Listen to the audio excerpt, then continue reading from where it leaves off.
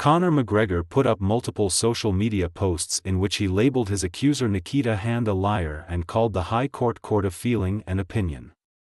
Related articles trending related articles Conor McGregor's social media posts, in which he referred to a kangaroo court, were born out of frustration and disappointment according to his spokesperson. Over the past few days, McGregor has posted, and subsequently deleted, several messages on social media, where he labeled his accuser Nikita Hand a liar, called the media that reported the case facts a laughing stock, and dubbed the High Court, where he was ordered to pay damages for assault, a court of feeling and opinion. However, his spokesperson now claims that these posts, which criticized the media, the court, and Ms. Hand, were made out of frustration. And he stressed that McGregor respects the role of the jury. Last week, High Court Judge Alexander Owens stated that the social media post was constructed to be an attack on the jury and cannot be tolerated, and hinted at considering contempt of court proceedings against McGregor. Earlier this week, McGregor took to Instagram posting a series of statements including "Who gives a FCK about the fake press," and seemed to channel U.S. President-elect Donald Trump with the mantra "Fight, fight, fight." Further fueling controversy, he shared thoughts on the recent scandals involving rapper Jay-Z, stating, "Never settle with blackmailers. Ever." The Irish Mirror sought comments from McGregor's representative regarding whether he regrets these posts or owes an apology. In a statement, McGregor's spokesperson said the Irishman has made a few posts regarding his frustration and disappointment with the verdict, given the preponderance of evidence, including the CCTV. They added, he respects the role of the jury but disagrees with their decision.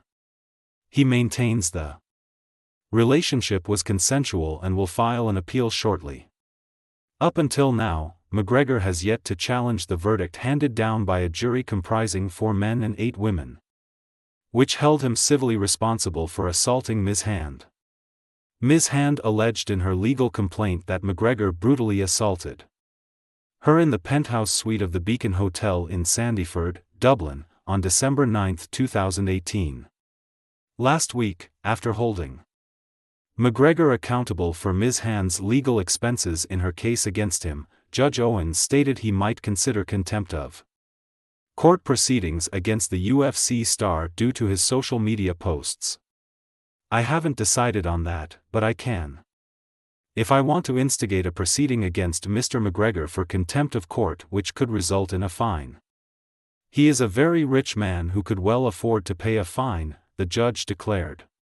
There was a tendency to allow a matter like this to pass unremarked, the judge added, implying that this led people to believe they could say anything. If he did post the text, it was highly irresponsible, the judge remarked.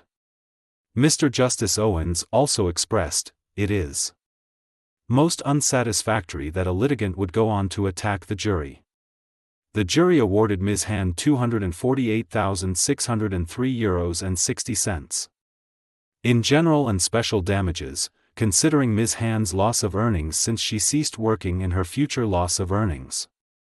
An emotional Ms. Hand addressed the media outside the court, initially expressing gratitude to her supporters and her legal team.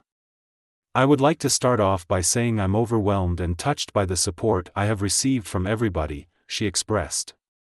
"First, I want to thank the legal team and my 3 barristers, John Gordon, Ray Boland and Sean. They have been amazing from start to finish. I want to thank Mr. Justice Alexander Owens, the jury, all the witnesses. I want to thank the doctors, nurses, and everyone at the Sexual Assault Treatment Unit in the Rotunda Hospital. I want to thank everyone for looking after me, especially my own Dr. Frank Clark." She went on to praise the Rape Crisis Center, particularly Cleona, who stood by her throughout the ordeal. She continued, "I want to thank all the guards and the ambulance crew.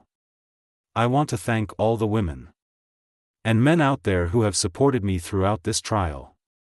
For every person who reached out to me, a card, a letter, e-mail, everything, it hasn't gone unnoticed. Thank you. I really appreciate it so much." She also thanked her partner Gary for his unwavering support over the last 4 years, holding her hand through each day of the trial. Her mother, family, and friends were also acknowledged for their support. Most importantly, she thanked her daughter Freya, who gave her the strength and courage to keep pushing forward for justice throughout this 6-year nightmare. Ms. Hand added, "I want to show Freya and every other girl and boy that you can stand up for yourself. If something happens to you, no matter who the person is, and justice will be served. To all the victims of sexual assault, I hope my story is a reminder that no matter how afraid you might be, speak up. You have a voice and keep on fighting for justice. It's something that I'll never forget for the rest of my life. But now that justice has been served, I can now try and move on and look forward to the future." In a media interaction, Ms. Hand described her ordeal as a nightmare and expressed relief at finally achieving vindication. The 2-week civil trial revealed that the alleged rape was investigated by the Gardaí. But the Director of Public Prosecutions (DPP) decided not to press charges, citing doubts about securing a conviction beyond a reasonable doubt. Despite Ms. Hand's request for a review, the DPP's decision remained unchanged. In the civil case, the jury only had to make a judgment on the balance of probabilities, a lower threshold than beyond a reasonable doubt.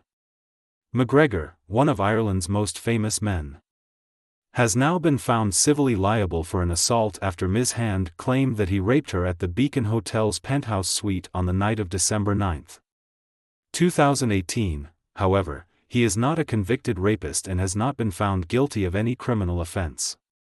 McGregor took the stand in his defense and vehemently denied raping Ms. Hand, while she recounted a brutal ordeal where the MMA star allegedly put her in a chokehold and assaulted her.